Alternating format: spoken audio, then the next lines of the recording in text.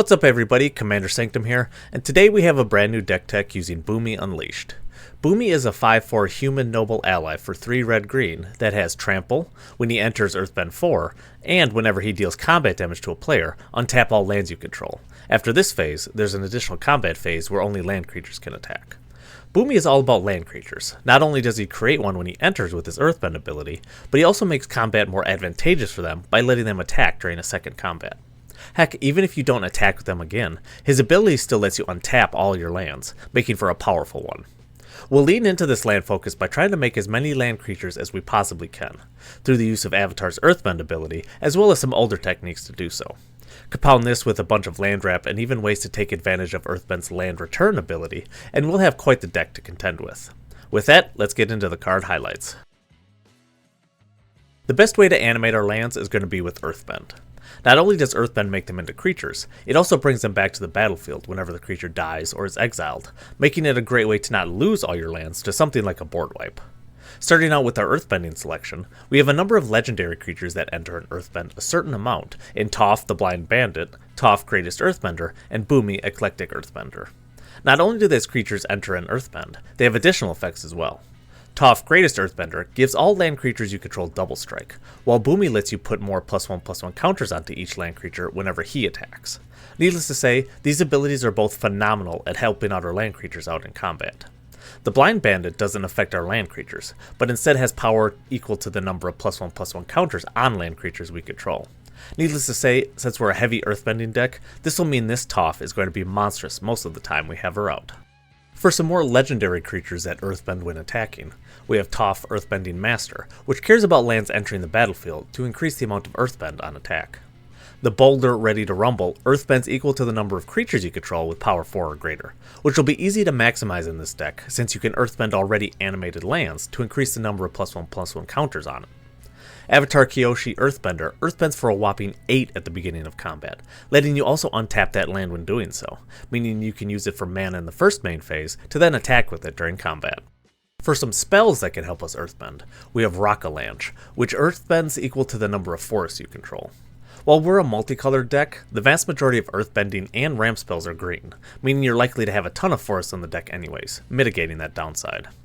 Cracked Earth technique lets you Earthbend 3 twice, making either a 6/6 or 2 3/3 land creatures, depending on what you want at that point in time. The 3 life is also nice, though unlikely to be too relevant for our purposes. Toph Hard-Headed Teacher cares about casting spells to Earthbend, but gets a bonus if those spells are lessons, adding an additional +1/+1 counter on the land that you Earthbend 1. Rockalanche and Cracked Earth technique are, thankfully, both lessons, meaning they'll trigger that additional benefit from Toph. Earthbender Ascension not only enters in Earthbends, but also powers up your creatures the more you can play additional lands. This can be a great way to even help Bumi connect to get the additional combat, since putting +1/+1 counters on him will let him more easily go through your opponent's creatures. Earthbending Student enters in Earthbends, but also gives your land creatures vigilance, letting them attack on that turn, while still freeing them up to be used for mana in your second main phase.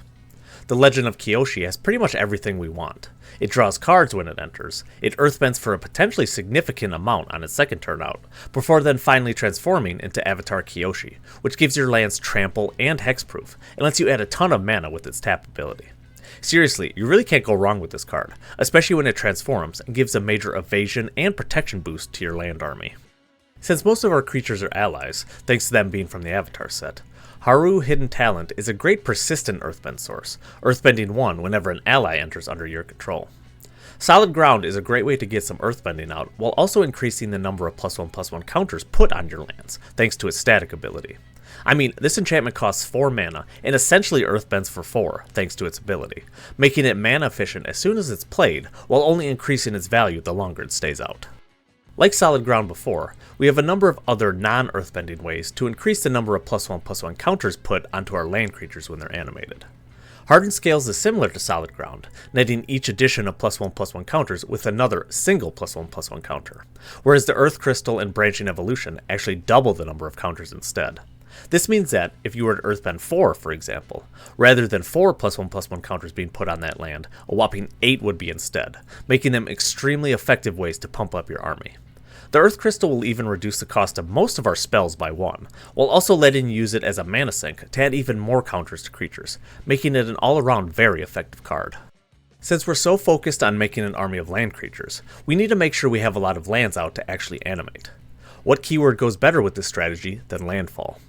Landfall will be a great supplementary way to win the game while we're actually powering out our engine, making it a solid choice as an alternative payoff or even win con. For this, we have Tannock, Memorial Ensign, and Sabotender, both of which will ping each of our opponents for 1 whenever we play a land. Tannock takes us a step further and even gets us a card if we can play 2 lands in a turn, which is something that shouldn't be too difficult given our overall strategy. Omnath Locus of Rage is a powerhouse commander in his own right, and fits very well in this deck, making a 5/5 elemental token whenever a land enters. Not only this, but whenever one of those elementals dies, he'll lightning bolt something, making an opponent think twice before board wiping if he's out and has seen a lot of lands enter on your side of the field. Being able to play extra lands naturally is going to be an effective way to really pump out the number of lands we have out, making these next cards absolutely crucial for our strategy. Oracle of Moldiah and Dryad of the Elysian Grove both let you play an additional land each turn, with Oracle letting you even do so from the top of your library, while the Dryad makes all your lands every basic land type at once. While this may not seem beneficial, remember that Rockalanche Earthbends equal to the number of forests you control, meaning with the Dryad out, it'll be every land you currently have on the battlefield, which is likely to be an absolute ton. Azusa Lost But Seeking doesn't have any additional effects like the other two, but lets you play 2 additional lands each turn, letting you potentially get 3 landfall triggers naturally in 1 turn. The other way to get lands out as quick as possible is with ramp. While the common types of ramp work in this deck, there's a type of ramp I wanted to specifically call out: Sacrifice Ramp. These are cards that force you to sacrifice a land to search usually more out of your library. Harrow, Cycle of Renewal, and Roiling Regrowth all do this, making you sacrifice 1 land to search out 2 basics and put them onto the battlefield. The reason these work so well in this deck is thanks to Earthbending. Since any Earthbent land creatures that die get immediately returned to the battlefield, you can choose to sacrifice one of those lands for the cost of these cards. Since they get returned immediately, it'll be like you never actually sacrificed a land, getting you 2 additional lands, and even 3 total landfall triggers for basically free. Sure, the lands won't be creatures anymore when they return, but that's a small price to pay to get such insane value out of these cards. Entish Restoration is similar to the 3 previous cards, but lets you get 3 basic lands as long as you control a creature with power 4 or greater. Thankfully, our commander fits this criteria, so we'll always have access to one before casting this off, giving us extreme value for a small amount of mana. Scapeshift is going to be, by far, the best card in this category, letting you sacrifice any number of lands to tutor up that many and put them on the battlefield. Again, any Earthbent creatures you choose to sacrifice to this will be immediately returned to the battlefield, letting you effectively double your land base if you sacrifice your entire land creature army. The amount of landfall triggers you'll generate from this alone will be insane, let alone the sheer land ramp you'll get, making it an extremely efficient card for us. For an alternative way of animating lands, we have a trio of Nissa Planeswalkers that can do that for us in Nissa Worldwaker, Nissa Who Shakes the World, and Nissa Vital Force. These all have a plus mode that animate a land to turn it into an elemental with either 3, 4, or 5 power. Being Planeswalkers, they also have a few other abilities that'll be useful in various scenarios, even if our primary use of them will be to animate the lands. The one thing to remember, however, is that these lands were not animated with Earthbending. This means that, when they die, they'll go to the graveyard rather than return, so make sure to keep that in mind before being too aggressive with them in combat, or sacrificing them to something like Scapeshift. For card draw options, we have a few that work well with our overall themes found in this deck. Terra Symbiosis is probably one of the best ones to pair with Earthbending, since it'll let you draw cards equal to the number of +1/+1 counters put onto a creature. While this can only happen once each turn, the fact that that's what Earthbending is all about makes this a great way to refill our hand when needed. Inspiring Call instead draws a card for each creature you control with a +1/+1 counter on it, which, again, will be a large chunk of our creatures thanks to Earthbending.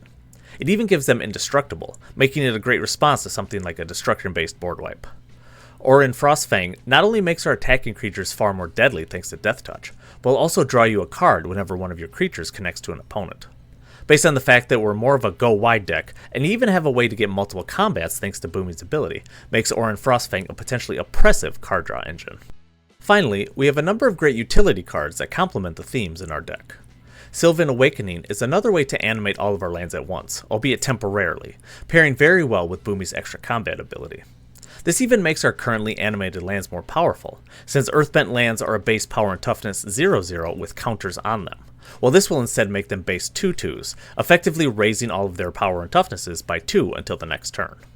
Awake in the Woods is a great way to get a massive amount of lands to enter all at once, triggering Landfall a bunch of times, while also generating us a ton of mana, and even more forests for Rockalanche. Ashaya Soul of the Wild is by far the best card in this deck, especially when paired with Bumi.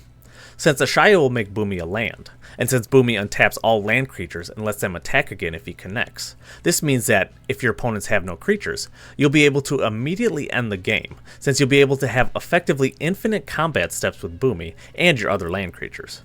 While some may see this as an oppressive combo, it does still require Bumi to be able to hit an opponent each combat, so it's not truly infinite unless certain parameters are met, making it a perfectly okay combo in my book. Embodiment of Fury is another card that gives a keyword to our land creatures, specifically Trample in this case, making them much more efficient attackers. It even animates lands and, like Sylvan Awakening, you can choose to target an Earthbend creature to increase its base power and toughness from 0/0 to 3/3 until the end of turn. Earth Surge is a land creature specific anthem effect, giving all of them +2/+2 for as long as it remains on the battlefield. This does affect your opponent's land creatures as well, so that's something to keep in mind before firing this one off. Raga Draga Gorguts Boss is another card that gives a +2/+2 boost to our land creatures, and this time, specifically only ours and not our opponents.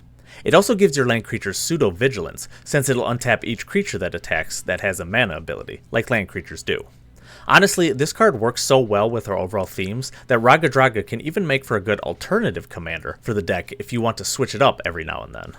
Zuran Orb is a great way to gain some life, or even re-trigger landfall abilities in mass, since sacrificing an Earthbend creature will make the land return to the battlefield immediately.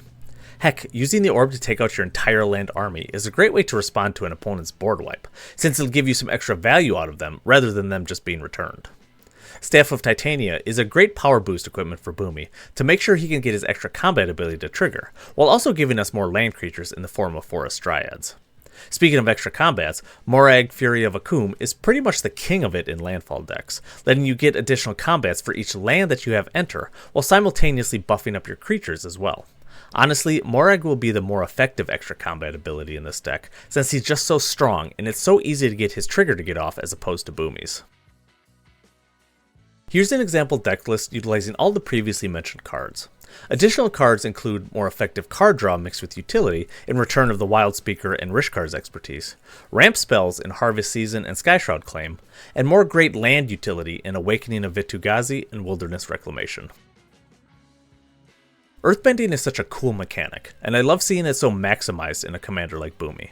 Making an army of land creatures and being able to attack over and over is such a cool and unique way to build and pilot a deck, and something that I, personally, have never really used before as a strategy. I think that's probably because, until now, it didn't make for a good strategy, especially given how removal heavy Commander is. This issue has absolutely been fixed with Earthbending, however, since you no longer need to worry about animating your entire land base only for them to be swept away. Now if that happens, they just return to the battlefield as lands, rather than you getting taken completely out of the game. I think that's why I enjoy Earthbending so much. It makes land animation much more of a viable strategy, since you don't just get annihilated by one sweeper. This deck doesn't focus too much on getting extra combats with Bumi, making it more of an ancillary strategy, which may or may not be the best route to go. I mean, the more you can attack, the more damage you'll be able to do, right? Though that being said, you still need land creatures to actually make use of those extra combats, since they're the only ones that'll be able to attack. So it seems like a fine balance of ways to get Bumi to hit, and animating lands to make that strategy effective. Honestly, I'm fine with just making an army of lands, and maybe getting an extra combat here and there without making it a goal of the deck, but maybe that's just me. Regardless, if you're also a fan of Earthbending, or just want to overrun something with land creatures, then give Bumi Unleashed a try. I hope you enjoyed watching this deck tech on Bumi Unleashed. The full deck list outlined in this video can be found at the Architect link at the top of the description. If you enjoyed this video, please remember to drop a like and comment, as well as subscribe to the channel for more Magic content. Thank you all for watching, and I'll see you in the next one.